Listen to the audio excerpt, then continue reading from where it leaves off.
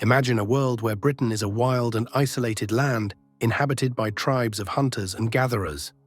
A distant island, cut off from the mainland, where people struggled against harsh natural conditions, built megaliths, and created the first settlements. What was this world like before the arrival of the Romans, and when did everything begin to change? Today we'll explore what ancient Britain was like and the key moments that set it on its transformative path. To understand ancient Britain, we need to go back almost 1,000,000 years. That's when the earliest human inhabitants of Britain appeared. These first people arrived around 800,000 years ago.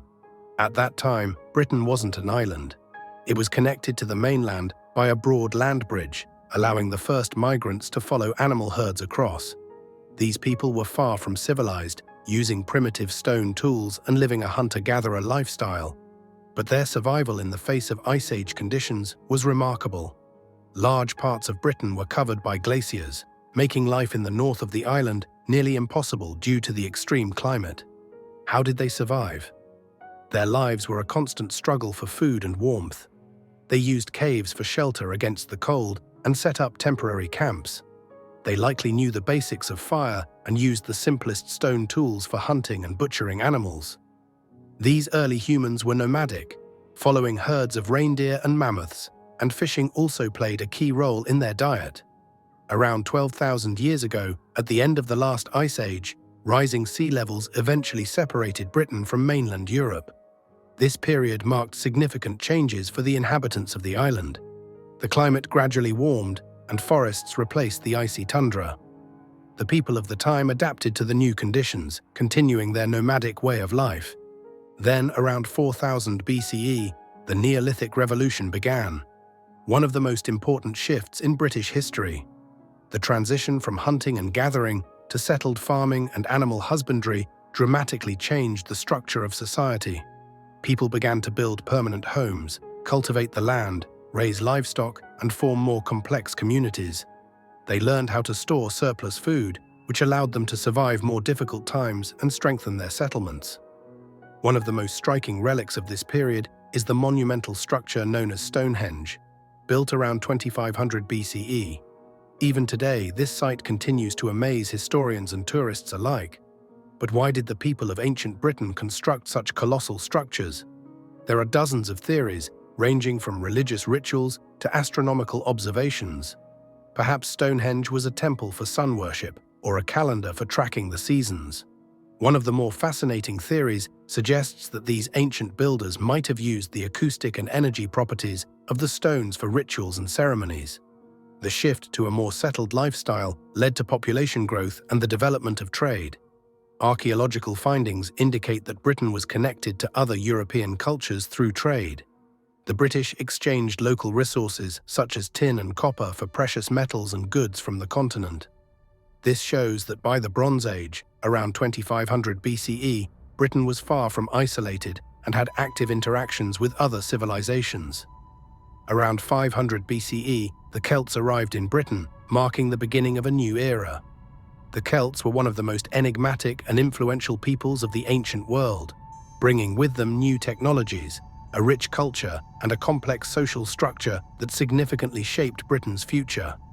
The Celts likely came from modern-day France and Germany, and their presence left a lasting impact on the island.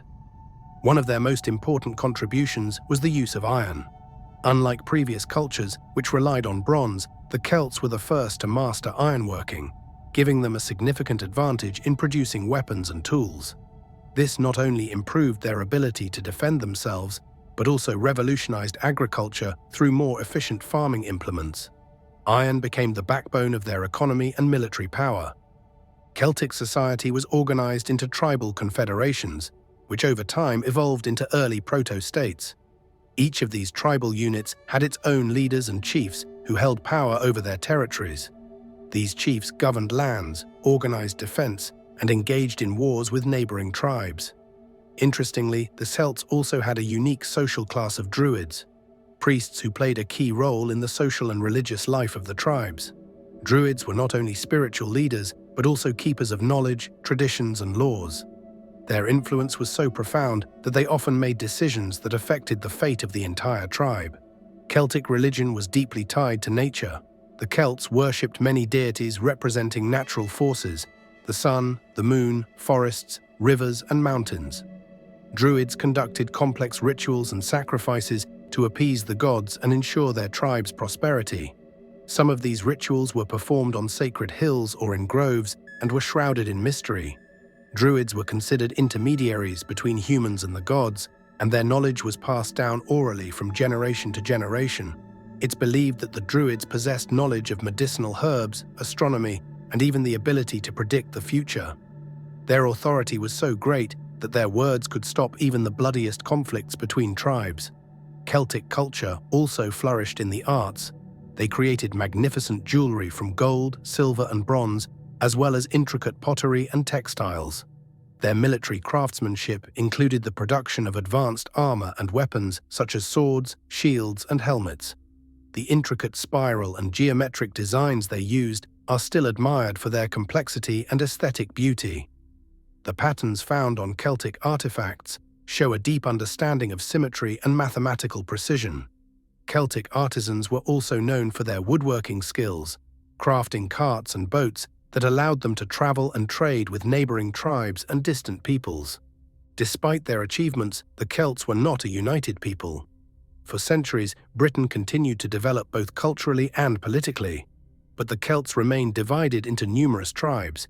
Each tribe had its own territory, traditions, and system of governance.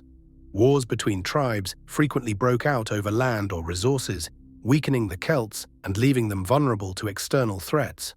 One such threat came from the Romans, who, seeing the fragmentation of the Celts, began their invasion of Britain in the 1st century BCE.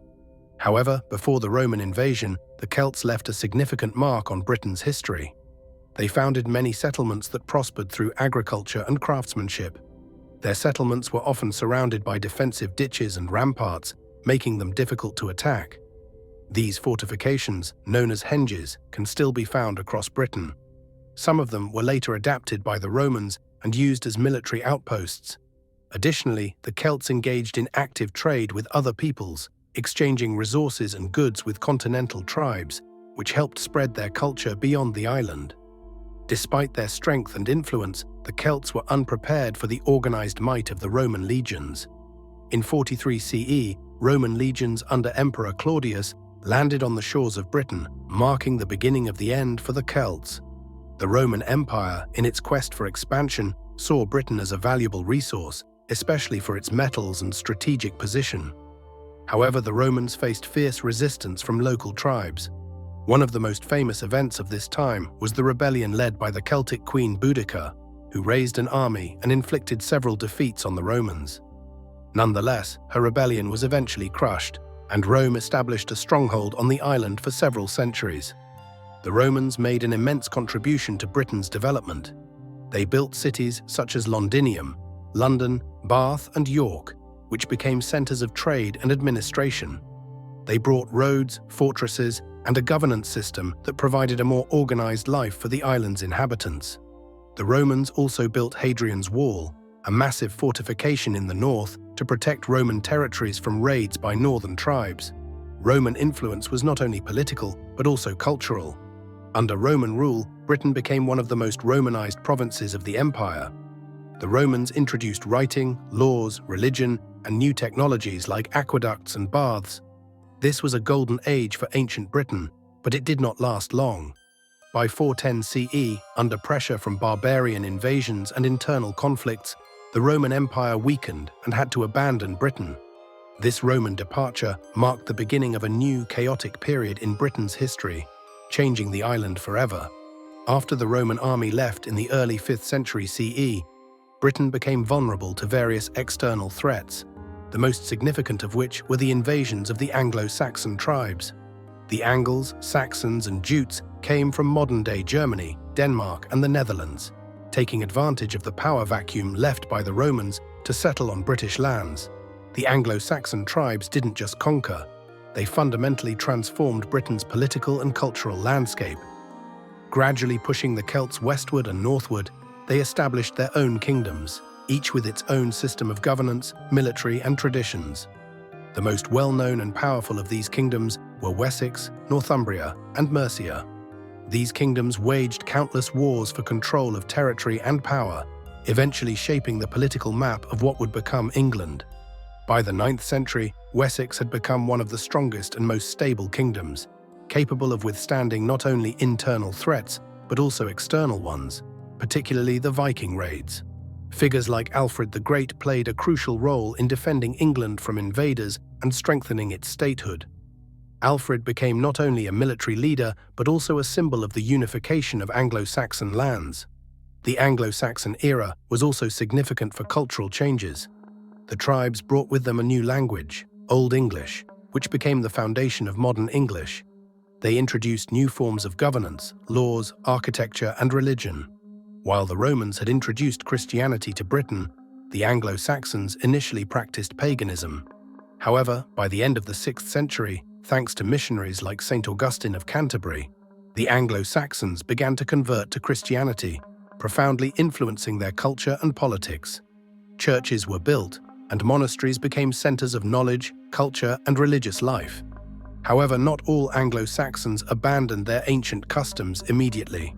Their society still retained traditions of worshipping ancient gods, performing pagan rites, and believing in supernatural forces. The process of Christianization was slow and uneven, and only by the 8th century had Christianity become widespread throughout Anglo-Saxon Britain. Monasteries became important centers of education and culture, where books were copied, ancient knowledge preserved, and arts like jewelry making and painting flourished. The system of governance in Anglo-Saxon Britain also underwent significant changes. The kings of the Anglo-Saxon kingdoms established laws and legal norms that regulated daily life, property protection, and dispute resolution. Great emphasis was placed on the concepts of honor and personal responsibility, as well as on compensation for harm done, known as vergild. This legal system laid the foundation for many traditions that later became part of English law. While the Anglo-Saxons developed their kingdoms, Celtic societies in parts of Britain, especially in Wales and Scotland, continued to adapt to the changing conditions. The Celts retained their unique culture and language despite the threats posed by the Anglo-Saxons and Romans. These two worlds, Celtic and Anglo-Saxon, coexisted on the island, laying the groundwork for Britain's future cultural diversity. Thus, the Anglo-Saxon era became a critical phase in Britain's history. The island gradually transformed from a Roman province into a united kingdom, capable of facing new external threats. This period laid the foundations for many political, cultural, and social institutions that would become key elements in England's development. Thank you for watching this video. Subscribe to our channel so you don't miss out on new videos about great civilizations, historical epochs, and pivotal moments in history. Leave a comment. We'd love to hear what parts of history fascinate you the most.